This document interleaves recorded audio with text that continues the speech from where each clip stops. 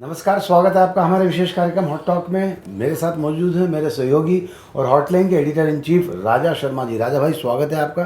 Sir राजा भाई तो धूम मचा रहे हैं पत्रकारिता में। एस्ट्रो जर्नलिज्म की अगर हम बात करें तो इतने सारे प्रिडिक्शन उनके लगातार सही साबित होते आ रहे हैं। हॉटलाइन के जो मेंबर्स हैं उनको तो इस बारे में अच्छे से पता है, लेकिन जो लोग हॉटलाइन के मेंबर्स नहीं हैं उनको भी बता देना चाहता हूँ कि लगातार जो राजा भाई प्रिडिक्शन करते आ रहे हैं जर्नलिज्म के माध्यम से, एस्ट्रो प्रिडिक्शन जिसको बोलते हैं, वो जो करते आ रहे हैं वो इतने ज़बरदस्त सटीक बैठ रहे हैं कि जिसका कोई जवाब नहीं। फिर चाहे वो भारत पाकिस्तान की स्थिति की बात हो, चाइना की बात हो, या फिर भूकंप की बात हो, आर्थिक स्थितियों की बात हो, या फिर बीमारियों की बात हो, ये सारे प्रिडिक्शन राजा भाई लगातार सटीक बैठते आ रहे हैं। राजा भाई, एक बार फिर आपको बधाई। हर बार जब हम शो करते हैं तो कोई ना कोई ऐसी चीज़ निकल कर सामने आती है। बहरहाल स्थितियाँ भारत और पाकिस्तान की वजह से लगातार तनाव में चलती आ रही थी, जो हमने अभी पिछले कुछ दिनों में देखा, और आज की स्थिति में एक फ़र्क महसूस हो रहा है। तो राजा भाई, इस जो घटित हुआ ये आप पहले बता चुके थे, लेकिन अब जो हुआ है इसको लेकर आपकी त्वरित टिप्पणी क्या है? देखिए, हमको उसको थोड़ा बैकग्राउंड में जाना पड़ेगा कि ये घटनाक्रम ने शेप क्यों लिया।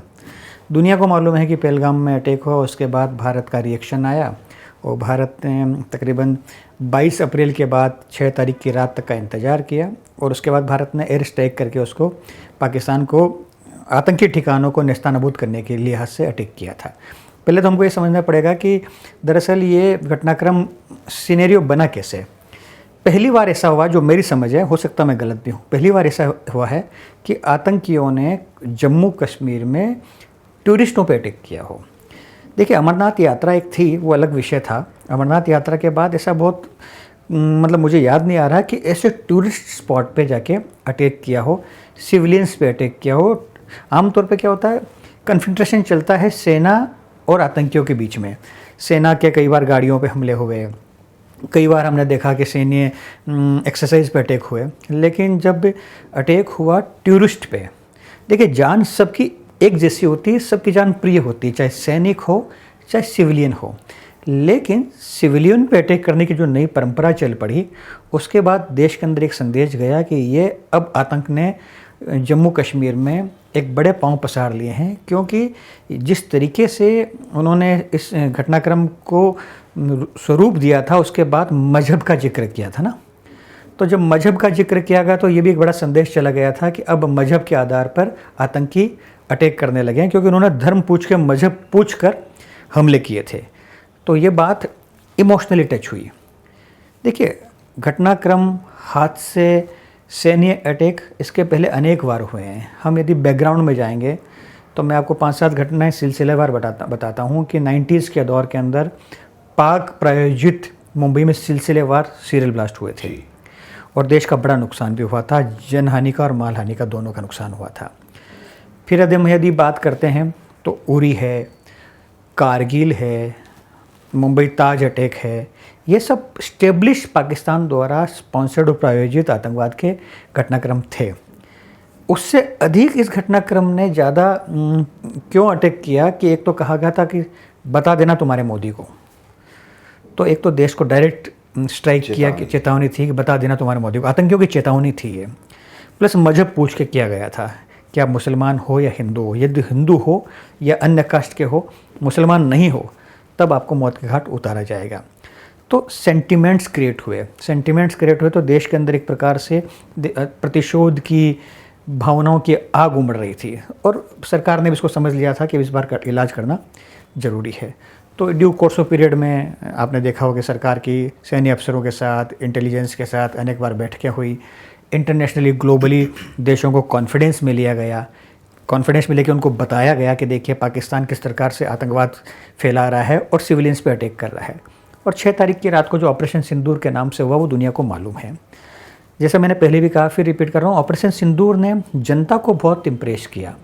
ये नाम जो है ना सिंदूर, इसने भावनात्मक टच क्रिएट किया कि अब आर और पार की लड़ाई लड़ी जा रही है। घटनाक्रम हुआ, एयर स्ट्राइक हुई, ड्रोन से अटैक हुए, और तमाम प्रकार के हमने देखा 2-3 दिन उधर से भी, भारत से भी और पाकिस्तान से भी आमने सामने का युद्ध तो नहीं कहूँगा, लेकिन एक्सरसाइज चल रही थी। युद्ध होता तो फिर बड़े लेवल पर चले जाता। अब सीज़ फायर जो हुआ है वो एक मेरी समझ में अभी एक डिप्लोमेटिक स्टैंड है। वो क्या होता है कि हमको ये देखना पड़ता है कि हम जब युद्ध कर रहे हैं या युद्ध की रणभूमि में जाते हैं तो कौन सा देश किसके साथ खड़ा है, कौन देश किसको सपोर्ट कर रहा है, भारत के साथ कौन कौन लोग खड़े हैं, पाकिस्तान को कौन सपोर्ट कर रहा है, आर्म्स एमिनेशन से कौन सपोर्ट कर रहा है, फंडिंग से कौन सपोर्ट कर रहा है। तो हम देखिए, एक एज ए सिटीजन हमको लगता है कि जल्दीबाजी होगी, सीज़ फायर नहीं होना चाहिए, लेकिन ये देश के डिप्लोमेटिक डिसीजंस हैं। डिप्लोमेटिक डिसीजंस में नफ़ा नुकसान, जनहानि, मानहानि सब देखा जाता है। और भारत ने जो रिएक्शन दिया वो आतंकवाद के ठिकानों को नेस्तनाबूद करके दिया है। तो जैसे भी सैन्य के बड़े अफसर कहते हैं कि हमारा मकसद पाकिस्तान के सिविलियंस पे अटैक करना कभी नहीं रहा, पाकिस्तान प्रायोजित आतंकवाद ने जरूर किया। तो जिस घटनाक्रम को आप देख रहे हो, इस घटनाक्रम अभी जो सीज़ फायर है, जिसको एक अल्प विराम कह रहे हैं, युद्ध विराम कह रहे हैं, जो भी कह रहे हैं, वो एक डिप्लोमेटिक स्टैंड है सर। अरे भाई, हमने कहा ऑपरेशन सिंदूर जो है बड़ा टची नाम दिया गया था, तो आप लोगों की जानकारी के लिए बता देना चाहता हूँ 4 से 5 नाम इस ऑपरेशन के लिए पहले तय किए गए थे। उनमें से 2 नाम पर सब लोगों की सहमति बनी और अंतिम सहमति सरकार की तरफ से आई, ऑपरेशन सिंदूर और ऑपरेशन मंगलसूत्र। और फिर अंत में ऑपरेशन सिंदूर पर सहमति बनी और ऑपरेशन सिंदूर इस पूरे अभियान को नाम दिया गया। रहा सवाल जो कुछ भी घटनाएं घटित हुई और क्यों इसमें इतना डिले हुआ और इस प्रोसीजर तक आने में कितना समय क्यों लगा, किस तरह से बाहर के देशों से भी हमने बात की, तो ये सब चीज़ें राजा भाई ने आपको विस्तार से बताई है। राजा भाई, सीज़ फायर हो गया, लेकिन अगर हम इस पूरे घटनाक्रम को देखें तो भारतीय सेना ने अदम्य साहस का परिचय दिया। सारी कुछ चीज़ें जितनी थी वो वेल प्लान थी और हम वहाँ तक पहुँचे और हमने पहुँचकर ये संदेश दिया कि अगर हम अपने आप से पूरी तरह अगर आपके ऊपर आ गए तो शायद आपका देश नहीं बचेगा। इस बात से कितने सहमत? नहीं, कोई संदेह ही नहीं है। देखिए, भारतीय सेना का पराक्रम और शौर्य, भारत की जो सैन्य बल है, आर्म्स एमिनेशन में भारत बहुत मजबूत है सर। मतलब संयोग मान लीजिए कि एक अच्छा योग मान लीजिए कि हमको उपयोग करने के अभी समय नहीं मिला, नहीं तो हमारे पास विक्रांत से लेकर, राफेल से लेकर, ब्रह्मोस से लेकर तमाम ऐसे बड़े बड़े आर्म्स एमिनेशंस हैं जो दुनिया को मालूम है कि भारत कितना सक्षम है, भारत कितना इस मामले में सामर्थ्य रखता है। लेकिन जैसा मैं बार बार कहता हूँ कि हम बुद्ध की धरती के लोग हैं जो युद्ध पसंद नहीं करते हैं। तो आज मतलब गौतम बुद्ध का मूल सिद्धांत ही, तो हम उस सिद्धांत पे काम करने वाले हैं। बुद्ध की धरती वाले युद्ध पसंद नहीं करते हैं, लेकिन वो एक कोट है, यदि आप हमको छेड़ेंगे तो छोड़ेंगे नहीं।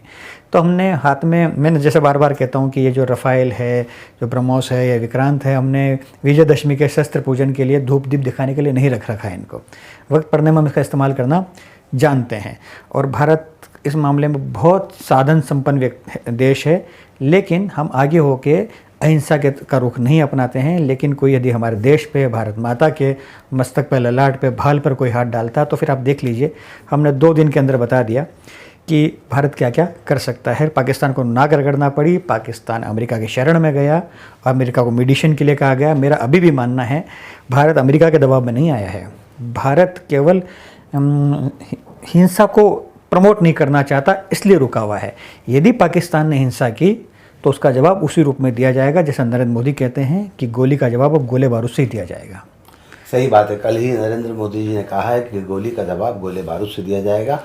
और सीज़ फायर की एक महत्वपूर्ण शर्त जो थी वो ये थी कि अगर कहीं से भी हमला हुआ तो हम इसको युद्ध का संकेत मानकर अपनी तरफ से युद्ध की पूरी तैयारी करेंगे और उसका जवाब भी युद्ध के तौर पर देंगे। भारतीय सेना के अदम्य साहस की एक बार फिर प्रशंसा करना चाहता हूँ, जिन्होंने सिर्फ वायुसेना की मदद से, लगभग थल सेना का तो काम ही नहीं पड़ा, वायुसेना और नौसेना को कवरअप के लिए रखा गया था। वायुसेना ने ही पाकिस्तान के जितने हमारी बॉर्डर के आसपास के जितने सैन्य ठिकाने थे, जितने सैन्य एयरपोर्ट थे, उन सबको नष्ट कर दिया और पाकिस्तान को एक संकेत दिया कि अगर हमने पूरी तरह से युद्ध के लिए मैदान में उतर गए तो आप कहीं के नहीं रहोगे, आपके देश के हालात बहुत अलग होंगे। आर्थिक स्थिति पाकिस्तान की बहुत ख़राब है। IMF ने उसको इस बुरे वक्त में भी लोन दे दिया। क्या कहते हो उसको लेकर आप? देखिए, ये तो पाकिस्तान के लिए जैकपॉट लग गया ना। हमसे लड़ते हुए यदि उसको पैसा मिल जाता है तो देखा जाए तो ये मतलब उसको तो युद्ध एक तरीके से उसके लिए फ़ायदे का सौदा साबित हुआ। ऐसे उसको लोन मिल नहीं रहा था, लेकिन IMF ने उसको मिलियन बिलियन डॉलर्स का लोन दे दिया। ठीक है, मेरा बहुत स्पष्ट मानना है पाकिस्तान की आर्थिक स्थिति कंगाल और दिवालिया स्तर पे है। मान के चलिए आप लंबे समय से पाकिस्तान की पॉलिटिक्स को ट्रैक करके देख लीजिए, वहाँ गवर्नमेंट अनस्टेबल है, कभी इमरान खान आ जाते हैं, कभी नवाज शरीफ चले जाते हैं और वहाँ पे दरअसल सेना ही सब कुछ है। पाकिस्तान जैसे हमारे यहाँ पे हम सरकार सब कुछ है, सेना सरकार के साथ काम करती है, या सरकार डिसाइड करती है कि सेना को अधिकार दिए जाते हैं, वहाँ सेना तय करती है कि राजनेताओं को क्या करना चाहिए, ठीक है। तो पाकिस्तान सेना से द्वारा संचालित है, तो लेकिन आर्थिक रूप से पाकिस्तान कंगाल है, कमज़ोर है और भूखमरी की कगार पर भी है। और जब आप लड़ने जाते हो तो फिर ये नहीं देखा जाता है कि हमारा युद्ध का लेवल क्या है, फिर आमने सामने की बात होती है। तो इस लिहाज से इंटरनेशनल मॉनेटरी फंड ने उनको लोन दिया है, सहायता दी है। लेकिन देखिए इस दौरान कई देश एक्सपोज हो चुके हैं, जो मैं बार बार कहता आया रहा कि चाइना हमेशा से पाकिस्तान के साथ रहा है। चाइना ने एक तरफ नेपाल में, श्रीलंका में अपना पांव पसार रखे हैं, और पाकिस्तान पर भी चाइना का बड़ा दखल हो चुका है। चाइना को हमसे हमेशा ही कष्ट रहेगा, क्योंकि भारत इंटरनेशनल लेवल पे बहुत ही प्रोग्रेसिव देश हो रहा है, हमारी इकोनॉमी ग्रो कर रही है, हम मैन्युफैक्चरिंग के हब बन रहे हैं। चाइना मैन्युफैक्चरिंग का हब हुआ करता था, इसके कारण चाइना का मार्केट दुनिया में हुआ करता था। अब हम मैन्युफैक्चरिंग हब बन रहे हैं। वियतनाम ने भी चाइना को चैलेंज किया। तो देखिए चाइना जब थोड़ा सा कमज़ोर होने लगा तो फिर उसने पाकिस्तान के माध्यम से भारत को टेररिज्म में या तमाम जगह जो तनाव हुए उसमें पाकिस्तान का साथ देने लगा चाइना। तो आपने जो सवाल किया कि इसको किस रूप में देखा जाना चाहिए, देखिए इंटरनेशनल, अब आजकल युद्ध लोकल नहीं हुए हैं, सब ग्लोबल हो चुके हैं। अब देखिए 3 साल से रसिया और यूक्रेन लड़ रहे हैं, पूरी दुनिया प्रभावित है उससे। अमेरिका का अपना दखल है, ईरान का अपना घटनाक्रम हुआ, गाजा पट्टी आपके सामने इजराइल की। तो फिर ऐसी कौन सी चीज़ है जो ग्लोबली लोकल इफेक्ट नहीं कर रही है? इसी लिहाज से भी सीज़ फायर का सम्मान किया गया है। राजा भाई, भारत सरकार ने काफ़ी बुद्धिमत्ता से ये कार्य किया। पहलगाम हमले के बाद से भारत सरकार ने पूरी रणनीति इस तरह से बनाई। सबसे पहले अंतर्राष्ट्रीय स्तर पर दूसरे देशों से बात की, उसके बाद अपने देश के जो सैन्य ठिकाने हैं और जो सैनिक हैं, जो सेना है, उनको भी कॉन्फिडेंस में लिया, देश को कॉन्फिडेंस में लिया, और तमाम तरह की ब्लैकआउट से लेकर रिहर्सल्स करवाई गई। सारी तैयारी के बाद भारत ने वहाँ पर पाकिस्तान पर हमला किया। क्या लगता है कि इस तरह की तैयारी से बहुत कुछ हमें आसानी से मिला? नहीं, देखिए जब भी आपको इस टाइप की एक्सरसाइज करना होती है ना, जैसे आपको याद है जब हमने पहले सर्जिकल स्ट्राइक की थी बालाकोट के अंदर, तब देखिए हम आम जनमानस से हमको मालूम नहीं पड़ता कि अंदर ही अंदर किस लेवल पर तैयारियां चल रही है।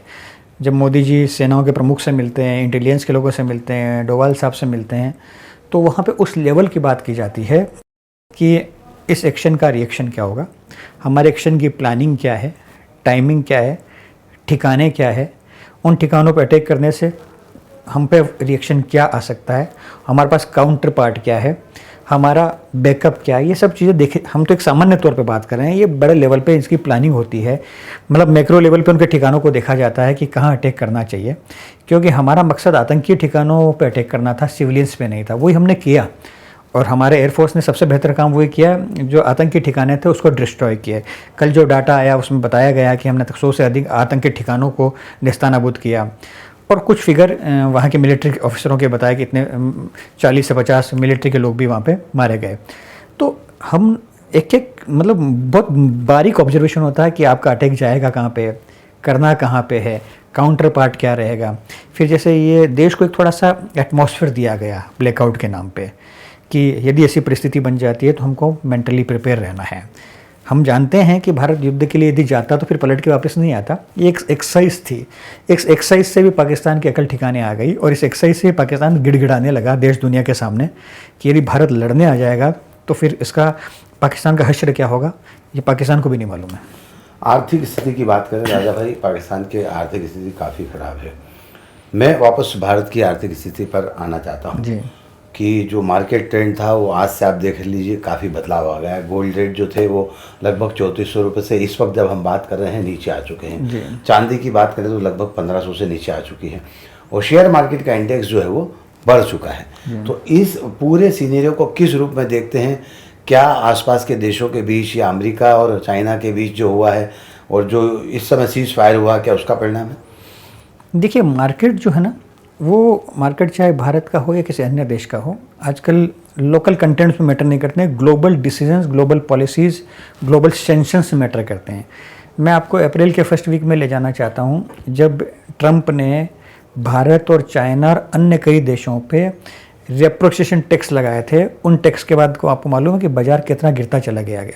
तकरीबन यदि उन 8-10 दिनों की बात करें तो फिगर जब काउंट करोगे तो तकरीबन 90 लाख करोड़ रुपए का मार्केट क्रैश हो चुका था, सिर्फ टैरिफ को घटाने और बढ़ाने से। तो ये सब पॉलिसी मेकर डिसीजंस होते हैं।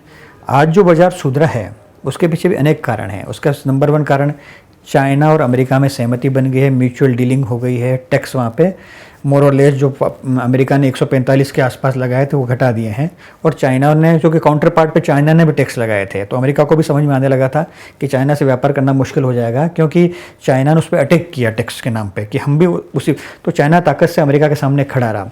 और फिर फाइनली क्या हुआ, ट्रंप को कॉम्प्रोमाइज़ करना पड़ा, और आज जो अनाउंस किया है अब उन्होंने मोर और लेस पुराने टेरिफ पे आ चुके हैं। एक बात, उसका भी फर्क बाजार में पड़ता है। दूसरा, रसिया और यूक्रेन जो है जी, ये बड़ा कारण, वो एक बड़ा कारण है। लंबे समय से युद्ध में थे, अभी वो सीज़ फायर चल रहा है, और जेलेंस्की और पुतिन एक बार फिर थर्सडे को मिलने वाले भी हैं जो मेरी जानकारी में है, वो भी एक बड़ा कारण है।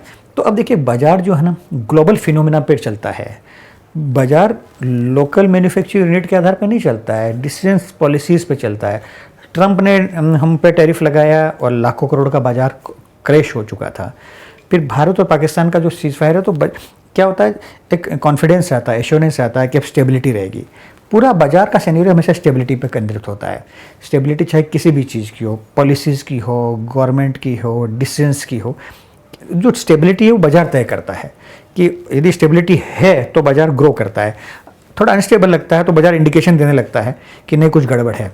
तो बाजार आप जो कह रहे हो वो अभी, जैसे गोल्ड का आपने जिक्र किया, गोल्ड लंबे से, मुझे याद है गोल्ड ने 3 महीने में इतनी छलांग लगाई, 1 लाख के आसपास चला गया था। तो क्या होता है, इसका दूसरा पक्ष देखिए आप, कम कमोडिटी मार्केट पे सर्वाइव कर रहे हैं। तो जब कंप्यूटर पे जब डील होती है ना, फिजिकल डील भले ही कम हो, कंप्यूटर पे जब डील होती है, तो जैसे शेयर बाजार की होती है वैसे कमोडिटी में गोल्ड की होने लगती है, तो फिर बाजार कभी 1 लाख के आसपास चले जाता है। तो फिजिकल डिमांड सप्लाई अलग विषय है, पर चूंकि कमोडिटी बेस्ड बिजनेस हो चुका है, तो कंप्यूटर पर क्लिक करने से कई बार भाव बढ़ जाते हैं और घट जाते हैं। सर सही बात है। तमाम सारी बातें हमने यहाँ पर राजा भाई के साथ डिस्कस की। क्या कारण थे भारत और पाकिस्तान के बीच इस तरह की जो चीज़ें हुई उसको लेकर बात की, आर्थिक स्थिति के बारे बात की, और जो आने वाले समय में आज से जो शेयर मार्केट से लेकर सोना और चांदी और इन सब पर जो इम्पैक्ट आया उस पर बात की। बहरहाल मुझे लगता है कि राजा भाई का जो प्रेडिक्शन था वो सब सही साबित हुआ है। तो राजा भाई, एक बार फिर आपको बधाई। Thank you. आज के इस कार्यक्रम में बस इतना ही। सुनील जोशी और राजा शर्मा को दीजिए इजाज़त। नमस्कार। Thank you.